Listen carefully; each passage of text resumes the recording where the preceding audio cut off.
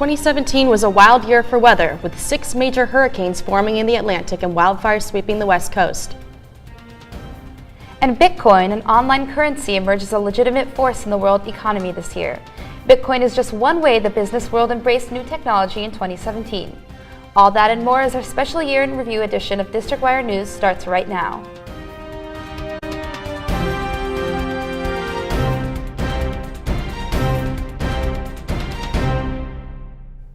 Good afternoon, I'm Rachel Ferroni. And I'm Anna Perez. Whether you're fixated on Congress or President Trump's Twitter, the total solar eclipse, or the hottest movies of 2017, the year was filled with memorable moments and images we won't forget anytime soon. We start our look back at 2017 with weather. It's been a year full of extremes, with an intense hurricane season, wildfires in the Pacific Northwest, and heat waves across the country. Some scientists are blaming global warming. Our District Wire News reporter Alyssa Anderson has more. With hurricanes, wildfires, and extreme heat waves, 2017 is tied for the second most natural disasters on record. Back-to-back hurricanes in Texas, Florida, and the Caribbean caused massive damage and devastated many of these communities.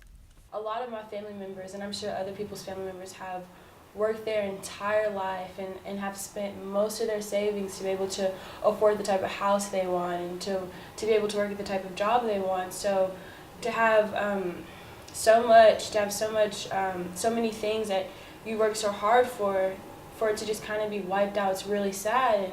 With a particularly destructive hurricane season this year, climate scientists are blaming global warming for the uptick in these disasters. With the changes in temperature, with more extreme temperatures, we end up with more extreme storms. And so we've had more extreme storms this year than in many years past. And by that meaning more typhoons, more category 4 and 5 hurricanes, and that have longer duration and they're much larger in scope and intensity as well. Although the hurricane season is over for this year, disaster relief efforts continue in the southeastern U.S. and Caribbean. To find out how you can help, head to FEMA.gov. For District Wire News, I'm Alyssa Anderson. Billed as a once-in-a-lifetime event, the moon blocked the sun in August, creating the Great American Eclipse. It created a ribbon of shadow stretching across 14 states from Oregon to South Carolina. It was the first total eclipse visible from the U.S. since 1979. Now Americans will have to wait 7 more years to catch a glimpse of another show in the sky. Me Too. 2 simple words became a rallying cry on social media this fall as people highlighted their own experiences with sexual assault and harassment. Movement gained traction after Hollywood producer Harvey Weinstein was fired from his own company over sexual assault allegations. It's since threatened an ever-growing list of high-profile men, including journalists, actors, and politicians. Actress Alyssa Milano is credited as the creator of the hashtag, but it was actually started in 1996 by Black female activist Tarana Burke. As of today, Twitter has counted 1.7 million posts from 85 countries with the Me Too hashtag. Actresses like Lady Gaga, Evan Rachel Wood, Rose McGowan, and Patricia Arquette all tweeted hashtag Me Too, and there are no signs of it slowing down. The U.S. had to come together too many times this year after a series of tragic events. From the Las Vegas shooting to the New York terror attack, violence was all too prevalent. District Wire News correspondent Manuela Mejia has the story. Gun violence continues to be a near daily occurrence in many cities of the United States. There have been more than 11,000 deaths linked to shootings so far in 2017. The number of casualties this year are equivalent to nearly 4 9/11 attacks. Law and criminology professor at the University of Maryland, Dara Vaziri, said that gun violence is a staple of American life, with 88 guns per 100 citizens. Right now, the average person in a lot of states can just go get a gun tomorrow or today. You know, I know a lot of people, a lot of my friends that have guns, a lot of coworkers or professors that have guns, and it's unacceptable. Why should people be able to walk in the streets with guns? But with that said, too, one gun can save another gun. Life or a person's life in that standpoint. So at this time, we must spend our efforts and lobby against making gun control much more difficult. Professor Vaziri explained his mixed feelings on gun laws, but said how important it is to conduct background checks for private gun sales. We can no longer just get rid of guns. The guns are already in the market, but we have to make our efforts and spend efforts on making it much more difficult in getting guns. But given that both the White House and Congress are controlled by Republicans with close ties to the powerful gun lobby, it seems unlikely that any gun control legislation will be passed in the near future. For District Wire News, this is Manuela Mejia.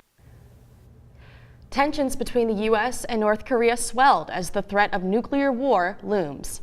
One key moment was when Otto Warmbier, an American tourist taken captive in North Korea in 2016, returned to the United States in critical condition in June. The 22-year-old died at Cincinnati Hospital less than a week later. In September, North Korean dictator Kim Jong-un conducted a nuclear test and continued with several missile launches throughout the year. President Trump later exchanged insults with the North Korean leader, calling him Little Rocket Man. The dictator fired back, labeling him an old lunatic. Bitcoin value rose exponentially in 2017 as investors purchased Bitcoin even more than ever. According to the broker Coinbase, Bitcoin has over 13 million investors. District Wire News correspondent Tim Lee reports. 2017 is a big year for business. One of the most heated business topics would be Bitcoin. Bitcoin's value has been rising exponentially in 2017. Updated to this morning, one Bitcoin worth is over $11,000. Many investors flooded into Bitcoin market, and the risk of this investment is underestimated. There's definitely a bubble with Bitcoin, and there's only so much that investment can do. The only question really is how high that investment cap really is. Like, we really don't know how high Bitcoin can really rise in the next couple of years, because around this time last year, it was around, I want to say $500, $600, $700 a Bitcoin. The rapid growth in Bitcoin value is because of the unique way of how Bitcoin is generated. Bitcoin is paid out using an algorithm, and a lot of computers are trying to finish this algorithm and complete part of a mathematical code, essentially, for a certain Bitcoin release. And once a certain computer has triggered that code by finding the correct solution to the problem that is created by the algorithm, that computer is awarded a certain number of Bitcoin. The cap of total Bitcoin will be 21 million. Many analysts believe the bubble of Bitcoin market will explode when it hits the cap. Tim Lee, District Wire News. 2017 was the year of Trump. We're reviewing all things politics, from the many scandals to the most popular tweets. And our District Wire News correspondent Neil Patrick will be taking with an expert about his next year's hottest technology.